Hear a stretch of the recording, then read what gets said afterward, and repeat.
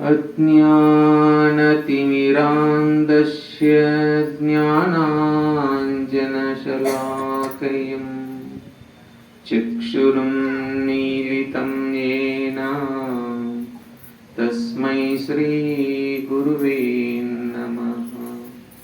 तस्मै श्रीगुरुवे नमः। ಜಗದ ಹೊರವೊಳಗೆ ತುಂಬಿ ತುಳುಕಿರುವ ಪರಮ ತೇಜಕ್ಕೆ ಶರಣಾಗಿ ಆ ಮಹಾ ಬೆಳಕಿನಲ್ಲಿ ಬೆಳಗಿದಂತಹ ಸಕಲ ಮಹಾಜ್ಞಾನಿಗಳನ್ನೆಲ್ಲ ಸ್ಮರಣೆ ಮಾಡ್ತಾ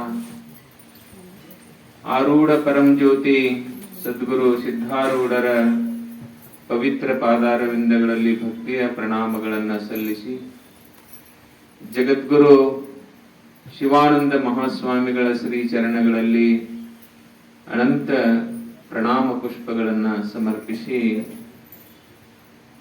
ಸದ್ಗುರು ಸಿದ್ಧಾರೂಢರ ಜ್ಞಾನ ಸಪ್ತಾಹ ಮಂಗಲೋತ್ಸವದ ಕಾರ್ಯಕ್ರಮದ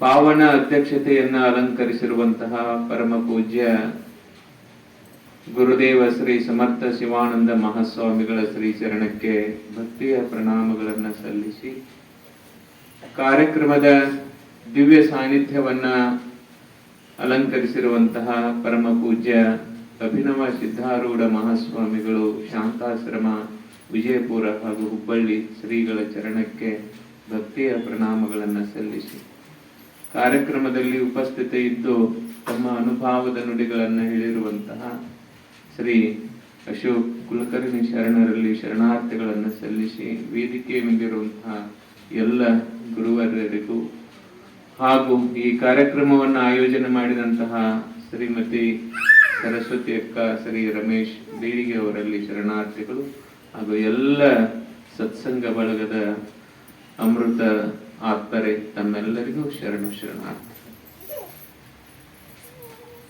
ವಿಷಯ ಕೇಳೋದಕ್ಕೆ ಸಣ್ಣದ, ಅನುಭವದಲ್ಲಿ ಬಹಳ ಹಿರಿದಾಗಿರ್ತಕ್ಕಂತಹ ಒಂದು ಚಿಂತನ ಅನ್ನುವಂತಹದ್ದು, ಇದೆಲ್ಲವನ್ನ ಅನುಭವಿಸುವಂತಹದ್ದು. ಅನುಭವಗಮ್ಯವಾಗಿ ಇದನ್ನು ನಾವು ನಮ್ಮ ಸ್ವರೂಪಕ್ಕೆ ತಿಳಿದುಕೊಂಡು ಅದರೊಳಗೆ ಉಳಿದುಕೊಳ್ಳುವಂತಹ ಒಂದು ಕಾರ್ಯವೇ ವಿನಃ ಇದು ಕೇವಲ ವಾಚನದ ಒಂದು ಸಂಗತಿ ಅಲ್ಲ, ಇದು ಅನುಭವದ ಒಂದು ಸಾಂಗತ್ಯ ಅನ್ನುವಂಥದ್ದು. ಜ್ಞಾನವೇ ಸಂಪತ್ತು, ಅಜ್ಞಾನವೇ ವಿಪತ್ತು. ಈ ಮನುಷ್ಯ ಜನ್ಮ ಬಂದಿರುವಂತಹದ್ದು ಯಾಕೆ ಅಂತ ನಾವು ವಿಚಾರ ಮಾಡ್ತಾ ಹೋದ್ರ ಗಳಿಸೋದಕ್ಕೆ ಬಂದದ, ಗಳಿಕೆ ಮಾಡೋದಕ್ಕೆ ಬಂದದ. ಏನನ್ನ ಗಳಿಸಿದರೆ ಜನನ ಮರಣಗಳ ಒಂದು ಭವಚಕ್ರದಿಂದ ಬಿಡುಗಡೆ ಆಗ್ತದನೋ ಅಂಥದ್ದನ್ನ ಗಳಿಸಬೇಕಾಗಿದೆ. ಆದ್ರೆ ನಾವೆಲ್ಲ ಯಾವುದನ್ನ ಗಳಿಸ್ತಾ ಇದ್ದೇವೆ ಅಂತಂದ್ರೆ ಧನ, ಧಾನ್ಯ, ವಸ್ತ್ರ, ವಾಹನ, ವನಿತೆ, ಒಡವೆ, ಅಧಿಕಾರ, ಅಂತಸ್ತು ಇವೆಲ್ಲವುಗಳನ್ನ ಗಳಿಸೋದ್ರೊಳಗ ಪವಿತ್ರವಾಗಿರ್ತಕ್ಕಂತಹ ಈ ಮಾನವ ಜನ್ಮದ ಆಯುಷ್ಯವನ್ನ ನಾವು ಬಳಸ್ತಾ ಇದ್ದೇವೆ. ಆದರೆ ಈ ಸಾಮಾನ್ಯ ಗಳಿಕೆ ಇದೊಂದು ದಿನ ನಿನಗೆ ವಿಪತ್ತು ಆಗ್ತದೆ. ಆದ್ರೆ ಅಸಾಮಾನ್ಯವಾಗಿರ್ತಕ್ಕಂತಹ ಜ್ಞಾನ ಸಂಪತ್ತಿನ ಗಳಿಕೆ ಇದೆಯಲ್ಲ, ಇದು ನಿನ್ನನ್ನ ಮುಕ್ತಿಗೆ ಕರೆದುಕೊಂಡು ಹೋಗ್ತದೆ, ನಿನ್ನನ್ನ ಭವಬಂಧನದಿಂದ ಬಿಡುಗಡೆ ಮಾಡ್ತದೆ. ಯಾಕ ಅಂತಂದ್ರೆ ಜ್ಞಾನದ ಹೊರತು ಇನ್ನು ಯಾವುದೂ ನಿನಗ ಸಾಧನವಲ್ಲ.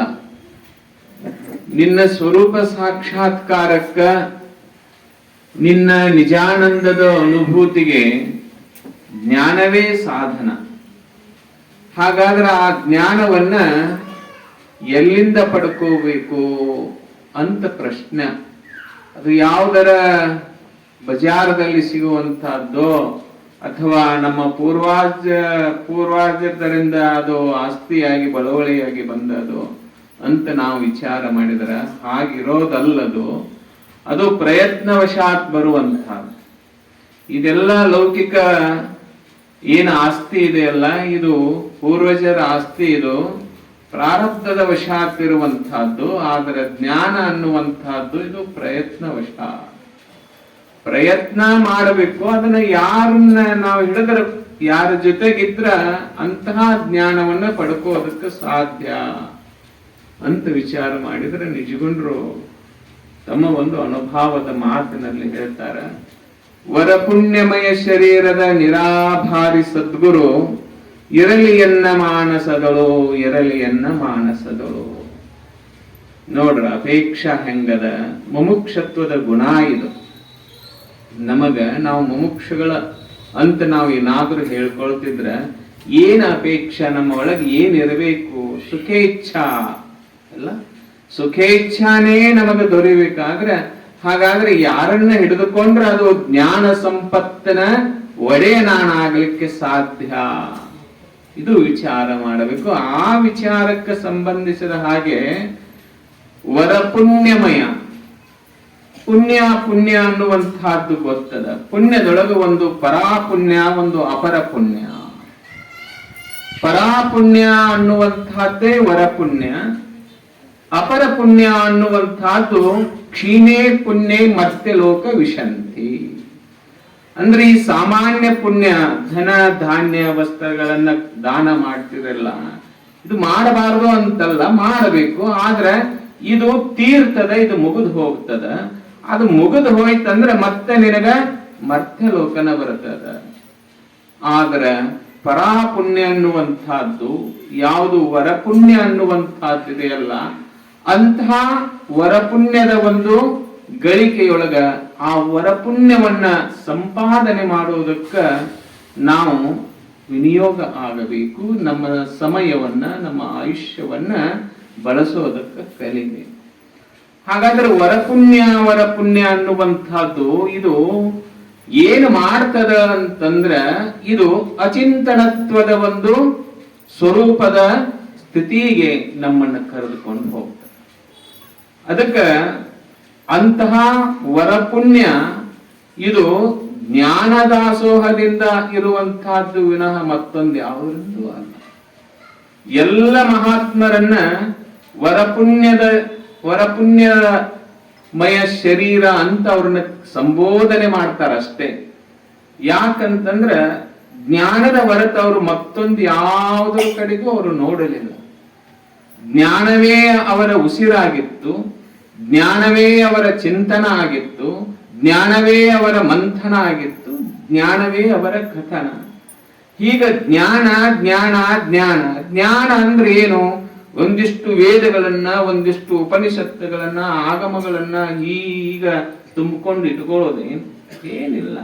ಅವೇದ ದರ್ಶನಂ ಜ್ಞಾನ. ಜ್ಞಾನ ಅಂದ್ರೆ ಏನೊಂದು ಅಲ್ಲ, ಅವೇದ ದರ್ಶನ.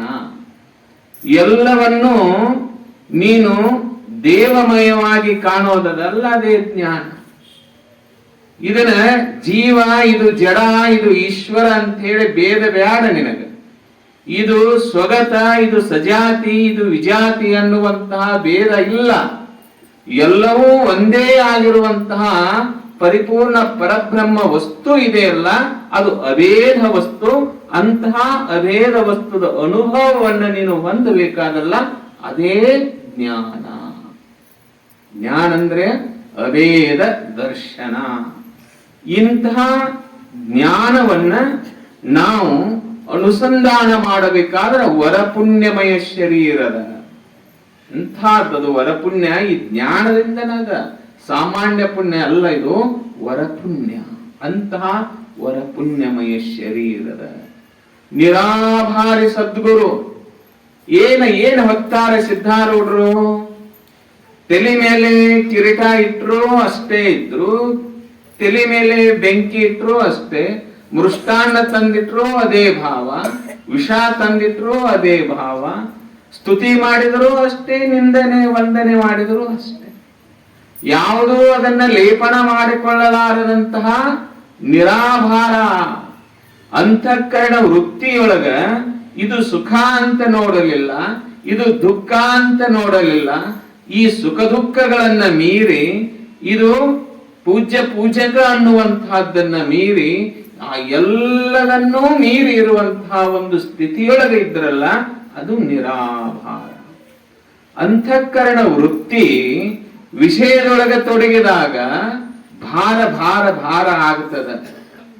ಇದೇ ಅಂತಃಕರಣ ವೃತ್ತಿ ಸ್ವರೂಪದೊಳಗೆ ನಿಂತ ಅದರೊಳಗ ಸ್ವರೂಪದೊಳಗೆ ತೊಡಗಿಕೊಂಡಾಗ, ಅದರೊಳಗೆ ಅಡಿಗದಾಗ ಅದು ನಿರಾಭಾರ ಆಗ್ತದೆ. ಅದನ್ನು ಅನುಭವಿಸಬೇಕಲ್ಲ. ಸುಪ್ತಿ ಅವಸ್ಥೆಯೊಳಗೆ ನೀನು ಅದನ್ನು ಅನುಭವಿಸ್ತಿ. ನಿರಾಭಾರದ ಒಂದು ಸ್ಥಿತಿಯನ್ನ ಸುಪ್ತಿ ಅವಸ್ಥೆಯೊಳಗೆ ಗಾಢವಾಗಿರ್ತಕ್ಕಂಥ ನಿದ್ರೆಯೊಳಗೆ ಅನುಭವಿಸ್ತಿ. ಅದನ್ನೇ ನೀನು ಸಾಧನದಿಂದ, ಜ್ಞಾನದ ಸಾಧನದಿಂದ ಎಚ್ಚರಿಕೆಯೊಳಗೂ ನೀನು ಸಮಾಧಿಯ ಮುಖಾಂತರ ಆ ನಿರಾಭಾರತ್ವದ ಅನುಭೂತಿಯನ್ನ ನೀನು ಪಡೆಯಬೇಕು. ಇದ್ದು ತೋರಿಸಿದಾರಲ್ಲ, ಜಾಗ್ರದೊಳಗಿದ್ರೂ ನಿರಾಭಾರ, ಸ್ವಪ್ನದೊಳಗಿದ್ರೂ ನಿರಾಭಾರ, ಸುಪ್ತಿಯೊಳಗಿದ್ರೂ ನಿರಾಭಾರ, ಅವು ಮೂರೂ ದಾಟಿ ತೂರಾತೀತದೊಳಗಿದ್ದು ನಿರಾಭಾರ. ಇಂತಹ ನಿರಾಭಾರದ ಸದ್ಗುರು ಇರಲಿಯನ್ನ ಮಾನಸದಳು. ಇವ್ರು ಏನು ಮಾಡ್ತಾರೆ? ಇಂಥ ಗುರುಗಳು ಇದ್ದು ಏನು ಮಾಡ್ತಾರೆ ಅಂದ್ರೆ, ನಾನು ಜೀವಭಾವದಿಂದ ಬಂದೇನಲ್ಲ, ಅಜ್ಞಾನದ ಸಂಪತ್ತು ಗಳಿಸಾಕತ್ತೇನೆ ನಾನು, ಅದು ನನಗೆ ವಿಪತ್ತಾಗ್ಯದ. ಜೀವಭಾವದೊಳಗ ಬಂದ ನಾನು ಗುರುವಿನ ಹತ್ರ ಅಪೇಕ್ಷಾ ಮಾಡ್ತಾ ಇದ್ದೀನಿ, ನಾನು ಜ್ಞಾನವನ್ನ ನನಗೆ ಕರುಣಿಸು ದೇವ. ಏನು ಮಾಡ್ತಾನೆ ಈ ಜೀವನಿಗೆ? ಏನದು ಈ ಜೀವಾತ್ಮನಿಗೆ? ಕಾರ್ಮಿಕ ಮಲದೋಷ, ಮಾಯಾ ಮಲದೋಷ, ಆನವ ಮಲದೋಷ ಅನ್ನುವಂತಹದ್ದು ಇರೋದ್ರಿಂದ ಇದು ಅಜ್ಞಾನಕ್ಕೆ ಈಡಾಗಿದೆ. ಇಂಥ ತ್ರಿಮಲ ದೋಷಗಳನ್ನ ಯಾರು ನಿವಾರಣೆ ಮಾಡ್ತಾರ? ಈ ಹಡದ ತಂದೆ ತಾಯಿಗಳಾಗ್ಲಿ, ಬಂಧು ಮಿತ್ರರಾಗ್ಲಿ, ಇವರಿಂದ ಸಾಧ್ಯ ಇಲ್ಲದು. ವರಪುಣ್ಯಮಯ ಶರೀರದ ನಿರಾಭಾರಿ ಸದ್ಗುರುವಿನಿಂದ ಮಾತ್ರ ಅದು ಸಾಧ್ಯನೇ ವಿನಃ ಇನ್ನೊಬ್ಬರಿಂದ ಅಲ್ಲ. ಹಾಗಾದ್ರೆ ಈ ಕಾರ್ಮಿಕ ಮಲದೋಷ ಯಾವ ಶರೀರಕ್ಕದ ಅಂತ ನಾವು ನೋಡಿದರೆ, ಅದು ಸ್ಥೂಲ ಶರೀರಕ್ಕ ಅಂಟುಕೊಂಡದ. ಸ್ಥೂಲ ಶರೀರಕ್ಕ ಕಾರ್ಮಿಕ ಮಲದೋಷ ಅದ, ಸೂಕ್ಷ್ಮ ಶರೀರಕ್ಕ ಮಾಯಾ ಮಲದೋಷ ಅದ, ಕಾರಣ ಶರೀರಕ್ಕ ಆಣವ ಮಲದೋಷದ. ಜೀವಭಾವದಲ್ಲಿ ಇದ್ದವರಿಗಿದು, ಬ್ರಹ್ಮಭಾವದೊಳಗಿದ್ದವರಿಗೆ ಶರೀರ ಇಲ್ಲದು, ಆ ಮಾತು ಬೇರೆ. ಆದ್ರೆ ಈಗ ನಾವು ಜೀವಭಾವದಲ್ಲಿ ಅದೇನೇ ಅಂತೇಳಿ ನಾನು ಇದಿಷ್ಟೆಲ್ಲ ಹೊರಗಿನ ಸಂಪತ್ತು ಗಳಿಸಿದೆ, ಐಹಿಕ ಭೋಗ ಭಾಗ್ಯ ಸಂಪತ್ತು, ವಿಷಯ ಸಂಪತ್ತು, ಈ ವಿಷಯ ಸಂಪತ್ತು ಬೇಡ ನನಗ, ನಿರತಶಯದ ಆನಂದದ ಸಂಪತ್ತು ನನಗೆ ಬೇಕು ಅಂತ ಸುಖೇಚ್ಛ ಭಾವದಿಂದ ಮುಮುಕ್ಷತ್ವನಾಗಿ ಗುರುವಿನ ಸನ್ನಿಧಾನದೊಳಗೆ ಇದ್ದುಕೊಂಡು ನೀನು ಪ್ರಾರ್ಥನೆ ಮಾಡಿದಾಗ, ಆಗ ಗುರು ಸ್ಥೂಲ ಶರೀರದ ಕಾರ್ಮಿಕ ಮಲದೋಷವನ್ನ ನಿವಾರಣೆ ಮಾಡಿ ಏನು ಕೊಟ್ಟಾತ? ದೀಕ್ಷಾ ಕೊಟ್ಟಲ್ಲಿ. ಹೆಂಗ ದೀಕ್ಷಾ ಕೊಟ್ಟ? ಆ ಕಾರ್ಮಿಕ ಮಲದೋಷ ನಿವಾರಣೆ ಆಗೋದಕ್ಕ ಕ್ರಿಯಾ ದೀಕ್ಷೆಯನ್ನ ಕೊಟ್ಟ. ಕ್ರಿಯಾ ದೀಕ್ಷೆ ಅಂದ್ರೆ ಏನು ಅಂತಂದ್ರೆ, ಗುರು ಹೇಳ್ತಾನ, ದುರಿತ ಕರ್ಮವನ್ನಲ್ಲದಿರು ಪುಣ್ಯವನ್ನೇ ಮಾಡು, ಹರಣ ಅಡಿಬಿಡಿ ಶಾಂತರೊಡನಾಡು, ಕರುಣವಿರಲಿ ಜೀವರಳು, ನೀತಿ ವಿಧಾನ. ಇಲ್ಲೇ ಸತ್ಕರ್ಮಗಳನ್ನ ಮಾಡಿಸೋದಕ್ಕೆ ಹಚ್ತಾ ಇದ್ದಾನೆ. ಪಾಪ ಕರ್ಮಗಳಿಂದ ಈ ಜೀವಾತ್ಮ ಭವಬಂಧನಕ್ಕೆ ಈಡಾಗ್ಯದಲ್ಲ, ಇನ್ನ ಪುಣ್ಯ ಕರ್ಮಗಳ ಸತ್ಕರ್ಮಗಳ ಒಂದು ಮಾರ್ಗದರ್ಶನವನ್ನ ಕೊಡ್ತಾ ಇದ್ದಾನ. ಆ ಸತ್ಕರ್ಮಗಳನ್ನ ನಾವು ಮಾಡಬೇಕಾದ್ರ ಆಪ್ತ, ಅಂಗ, ಸ್ಥಾನ, ಸದ್ಭಾವ, ಚತುರ್ವಿಧ ಸೇವೆಯನ್ನ ಮಾಡ್ತಾ ಮಾಡ್ತಾ ಮಾಡ್ತಾ ಈ ಕಾರ್ಮಿಕ ಮಲದೋಷವನ್ನ ನಿವಾರಣೆ ಮಾಡ್ಕೋಬೇಕಾಗ್ಯದ. ನೀನು ಅಂತಃಕರಣ ವೃತ್ತಿ ಮಲಿನ, ಅಂತಃಕರಣ ಈ ಕರ್ಮೇಂದ್ರಿಯಗಳು ಅಂತಃಕರಣ ಮಲಿನ ಆಗಿರೋದ್ರಿಂದ ಕರ್ಮೇಂದ್ರಿಯಗಳು ಈ ದುಷ್ಕರ್ಮದೊಳಗೆ ತೊಡಗಿಕೊಂಡಿರೋದ್ರಿಂದ ನೀನು ಹೀನ ಜನ್ಮಕ್ಕ, ಹೀನ ನಿನ್ನ ಭಾವಕ್ಕೆ ನೀನು ತೊಡಗಿಕೊಂಡಿ.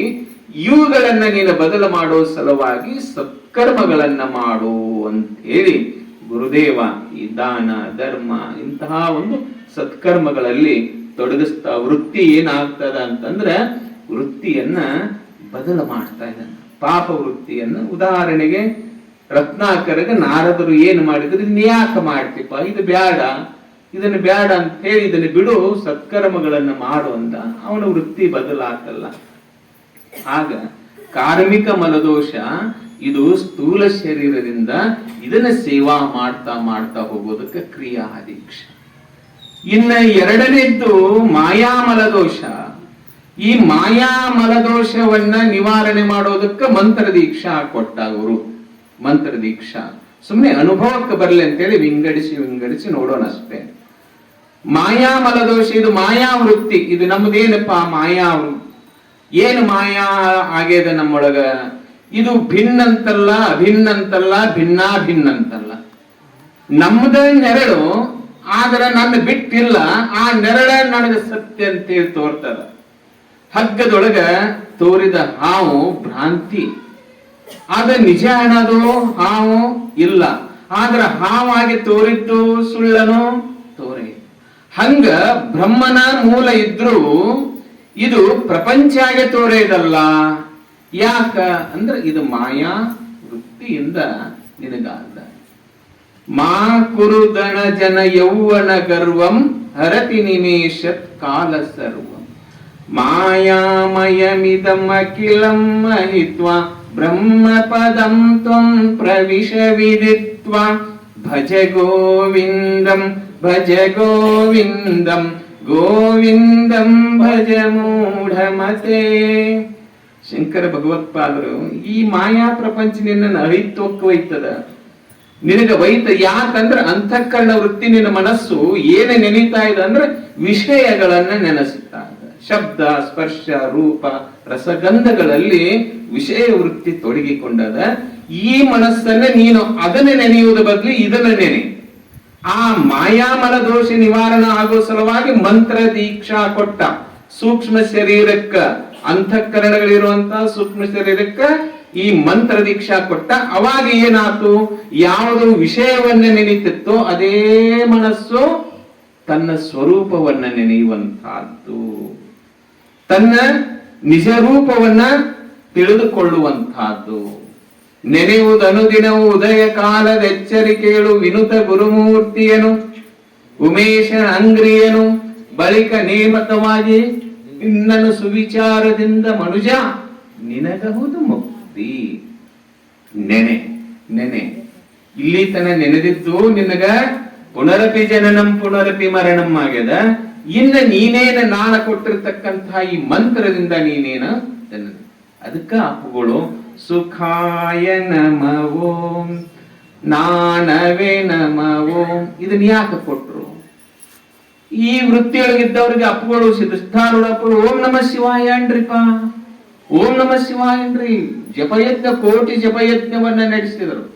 ಮನಸ್ಸು ವಿಷಯದೊಳಗೆ ತೊಡಗಿರ್ತಕ್ಕಂಥವರನ್ನ ಈ ವಿಷಯದಿಂದ ಬಿಡುಗಡೆ ಮಾಡಿ ನಿರ್ವಿಷಯವಾಗಿರ್ತಕ್ಕಂತಹ ತನ್ನ ಆನಂದದೊಳಗೆ ಅಡಗುವ ಸಲುವಾಗಿ ಈ ಮಾರ್ಗವನ್ನ ಕೊಟ್ಟರು. ಈ ಮಂತ್ರವನ್ನ ಅನುಸಂಧಾನ ಮಾಡ್ತಾ ಮಾಡ್ತಾ ಮಾಡ್ತಾ ಅನಂತ ಜನ್ಮದಿಂದ ಯಾವ ಮನಸ್ಸು ಆಹಾರ ನಿದ್ರಾ ಭಯಮೈಥುನದ ಒಂದು ನೆನಪಿನೊಳಗಿತ್ತೋ ಅಂತಹ ಮನಸ್ಸನ್ನ ಬಿಡುಗಡೆ ಮಾಡಿ ಸ್ವರೂಪದ ನೆನಪಿನೊಳಗೆ ಇರುವ ಹಾಗೆ ಅದನ್ನ ಕೊಟ್ಟ. ಇನ್ನು ತದನಂತರ ಕಾರಣ ಶರೀರದ ಆಣವ ಮಲ, ಈ ಆಣವ ಮಲ ದೋಷ ನಿವಾರಣೆ ಸಲುವಾಗಿ ಯಾವ ದೀಕ್ಷಾ ಕೊಟ್ಟ ಗುರುದೇವ ಅಂದ್ರ ವೇದಾದೀಕ್ಷಾ ಕೊಟ್ಟ. ವೇದಾದೀಕ್ಷ ಸುಮ್ಮನೆ ಅಧಮ, ಮಧ್ಯಮ, ಉತ್ತಮ ಅಧಿಕಾರಿ ಲಕ್ಷಣಕ್ಕೆ ಅನುಗುಣವಾಗಿ ಬೋಧ ಮಾಡ್ತಾ ಇದ್ದಾನೆ ಗುರುದೇವ. ಇಲ್ಲಿ ಅವನೇ ಬೇರೆ ಅವ ಮೊದಲ ಅಧಮನಾಗಿದ್ದ, ಅವಾಗ ಪುಣ್ಯದ ಕಾರ್ಯಗಳನ್ನ ಮಾಡೋದಕ್ಕೆ ಹಚ್ಚಿದ. ಮಧ್ಯಮ ಸ್ಥಾನಕ್ಕೆ ಬಂದ, ಒಂದಿಷ್ಟು ಮಂತ್ರ ಕೊಟ್ಟು ಮನಸ್ಸನ್ನ ಸ್ವರೂಪದೊಳಗೆ ನೆನಪುನಂಗ ಮಾಡಿದ. ಆಮೇಲೆ ಯಾವಾಗ ಪಕ್ವಾಗಕ ಬಂತು ಆವಾಗ ಆ ಆಣವ ಮಲ ದೋಷ ಕಾರಣ ಶರೀರ ಅಂದ್ರೆ ಅಜ್ಞಾನ, ಮತ್ತೊಂದಲ್ಲದು. ಕಾರಣ ಶರೀರ ಅಂದ್ರೆ ಅಜ್ಞಾನ ಯಾಕಾಗೈತನೋ ಅದನ್ನ ಹಿಂದೆ ನೋಡುವುದು ಬೇಕಾಗಿಲ್ಲ. ಅದನ್ನು ದೂರ ಮಾಡ ಕತ್ಲು ಯಾಕಾತ ಅನ್ನೋದು ಬ್ಯಾಡ. ಈಗ ಕತ್ತಲು ಹೋಗೋದಕ್ಕೆ ಏನು ಉಪಾಯ? ಕತ್ತಲು ಹೋಗೋದಕ್ಕೆ ದೀಪ ಹಚ್ಚೋದು ಹೆಂಗೋ, ಈ ಶರೀರ ನಾನು ಅನ್ನುವಂತಹ ಅಜ್ಞಾನದಲ್ಲ, ಇದನ್ನು ಹೋಗುವುದಕ್ಕೆ ಏನು ಮಾರ್ಗ ಅಂತಂದ್ರೆ ವೇದ ಅಂದ್ರೆ ಬೇರೆ ಅಲ್ಲ, ಜ್ಞಾನ. ವೇದಾದೀಕ್ಷಾ ಅಂದ್ರೇನು? ಜ್ಞಾನನೇ. ಜೀವ ಸಂಬೋಧನದೊಳಗ ಅದನ್ನ ಹೇಳಿದ, ನೀತಿ ಕ್ರಿಯೆದೊಳಗೆ ಇದನ್ನ ಹೇಳಿದ, ಜ್ಞಾನ ಪ್ರತಿಪಾದನದೊಳಗ ಜ್ಞಾನವನ್ನೇ ನೀಡ್ತಾ ನೀಡ್ತಾ ನೀಡ್ತಾ ಕಾರಣ ಶರೀರ ಅನ್ನೋದನ್ನು ತೆಗೆದು ಹಾಕಿದ. ಆಣವ ಮಲದೋಷ ದೂರ ಅಲ್ಲಿ ಕೊಟ್ಟ ನೋಡು ಆ ವೇದ, ಆ ಜ್ಞಾನ ಅನ್ನುವಂಥದ್ದು. ಏನು ಅದನ್ನ ಹೇಳ್ತಾ ಹೇಳ್ತಾ ಹೇಳ್ತಾ ಹೇಳ್ತಾ ನೀನು ಯಾರಿದ್ದಿ, ನಿನ್ನ ನಿಜ ಸ್ವರೂಪ ಏನು ಎಂತ ಸಿದ್ಧಾರೂಢರ ಜೋಗುಳ ಪದದೊಳಗೆ ಬರ್ತೈತಿ. ಭವ ಭವದೊಳು ನಾನು ಬಹು ಬಳಲಿ ಬಂದೆ, ಜವನ ಧೂತರ ಘೋರ ಬಾಧೆ ಇನ್ನೊಂದೇ, ಅವಿರತ ಚಿಂತಾಗ್ನಿಯೊಳು ಬಿದ್ದು ಬೆಂದೆ, ಇಷ್ಟು ತವ ಪಾದ ಮರೆತಂಥ ಪರಿಣಾಮೋ ತಂದೆ ಜೋ ಜೋ. ಕರುಣಾಳು ಭವ ದುಃಖ ಸಾಕು ಮಾಡಿನ್ನು, ನರಕ ನಾಕಂಗಳೆಡೆಗೆ ಆಡುವುದು ಇನ್ನು, ದುರಿತರ ಅರಿವರ್ಗ ದುರಿತರ ಬಹುಬಾಧೆಗಳನ್ನು ಆರು ಪರಿಹರಿಸಬಹುದಯ್ಯ ಶಿವ ಶಿವ ತಂದೆ ಜೋ ಜೋ. ಇಂದು ಈ ಸಂಸಾರ ಸಾಕಾಗಿ ನನಗೆ ಬಂದೇ ಶರಣು ಹೊಕ್ಕೆ ಗುರುವರ್ಯ ನಿಮಗೆ, ವಂದೀಪೆ ತವ ಪಾದ ಪದ್ಮಂಗಳಿಗೆ, ದಯಾ ಸಿಂಧುವೇ ರಕ್ಷಿಸು ಗತಿಯಾರೆನ್ನೆನಗೆ ಜೋ ಜೋ. ಗುರುದೇವ ನಾನಾರು ನನ್ನ ನಿಜವೇನೋ, ಈ ಪರಿಭವ ದುಃಖವಿನ್ನೇಕೆ, ಇದಕ್ಕೆ ಪರಿಹಾರ ಉಪಾಯವಿದೆಯೇನು ಹೇಳು, ಆನು ಶರಗೊಡ್ಡಿ ಬೇಡುವೆನು ತಂದೆ ಜೋ ಜೋ.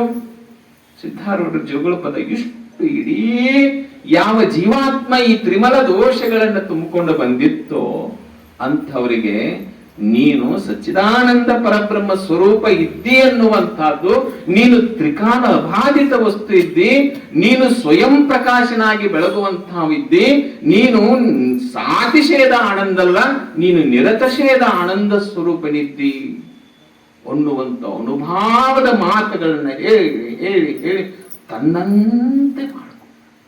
ಜ್ಞಾನ ಏನಾಗ್ತದೆ ಅಂದ್ರ ಶ್ರವಣ ಬಲ ಮನನ ಬಲದ ಪರಿಣಾಮವಾಗಿ ನಿಧಿಧ್ಯಾಸನ ಆಗಿಬಿಡ್ತದೆ. ನಿಧಿಧ್ಯಾಸ ಸಮುದ್ರವನ್ನ ನೋಡಾಕೋದು ಉಪ್ಪಿನ ಗೊಂಬೆ, ಅದರಂತೆ ಆ ಸ್ವರೂಪವನ್ನ ಹಂಗ ಜ್ಞಾನವನ್ನು ಅನುಸಂಧಾನ ಮಾಡೋದಕ್ಕೆ ಬಂದಂತ ಶಿಷ್ಯ ಆ ಮಹಾಜ್ಞಾನದೊಳಗ ತನ್ನ ಸ್ವರೂಪದ ಮಹಾಜ್ಞಾನದೊಳಗ ಲೀನ ಆಗಿಬಿಟ್ಟ. ನೋಡಿ, ಇಂತಹ ಜ್ಞಾನ ಸಂಪತ್ತು ಇದನ್ನ ನಾವು ನೋಡಿಕೊಂಡಾಗ ಯಾವ ಗುರು ಕ್ರಿಯಾದೀಕ್ಷೆ, ಯಾವ ಗುರು ಮಂತ್ರ ದೀಕ್ಷೆ, ಯಾವ ಗುರು ವೇದಾದೀಕ್ಷೆ ಅನ್ನುವಂಥದ್ದಿತ್ತಲ್ಲ, ಇವು ಮೂರು ಮುಪ್ಪರಿಗೊಂಡು ಒಂದೇ ಆಗಿ ತನ್ನಂತೆ ಮಾಡಿಕೊಂಡ ಗುರುದೇವ, ತನ್ನಂತೆ ಮಾಡಿಕೊಂಡ ಕೀಟಭೃಂಗ ನ್ಯಾಯದಂತೆ ಆ ಕೀಡಿಗೆ ಗುಯಿ ಅನ್ನುವಂತಹ ಒಂದು ನಾದವನ್ನು ಕೊಟ್ಟು ಕೊಟ್ಟು ಕೊಟ್ಟು ಕೊಟ್ಟು ಯಾವುದು ಕೀಡಿ ಇತ್ತೋ ಆ ಕೀಡಿಯ ರೂಪವನ್ನ ತೆಗೆದು ಹಾಕಿ ಭೃಂಗದ ಒಂದು ರೂಪವನ್ನ ಹೆಂಗ ಕೊಡ್ತಾ ಆಗ್ತದನೋ ಅದರಂತೆ ಗುರುದೇವ ಜೀವಭಾವದೊಳಗಿರ್ತಕ್ಕಂಥವನನ್ನ ಪರಬ್ರಹ್ಮ ಭಾವದೊಳಗೆ ಪರಮ ಭಾವದೊಳಗೆ ಇರುವಂತೆ ಮಾಡಿದ. ಅದಕ್ಕೆ ಯಾವ ಶಕ್ತಿ ಅಂದ್ರೆ ಗುರುದೇವ ಕೊಟ್ಟಿರ್ತಕ್ಕಂತಹ ಜ್ಞಾನ ಶಕ್ತಿ. ಅಂತಹ ಜ್ಞಾನ ಶಕ್ತಿಯನ್ನ ಗುರುವಿನ ಒಂದು ಅಂತರಂಗದಿಂದ ನಾವು ಪಡೆಯುವಂಥವ್ರು ಆದಾಗ ಮಾತ್ರ ಈ ಸಂಪತ್ತು ಶಾಶ್ವತ ಆಗ್ತದೆ. ಈ ಸಂಪತ್ತು ಜ್ಞಾನಕ್ಕೆ, ಇಲ್ಲ ಅಂದ್ರೆ ಇಲ್ಲ. ಇದನ್ನು ಬಿಟ್ಟು ಬೇಕಾದ ಮಾಡನಿ.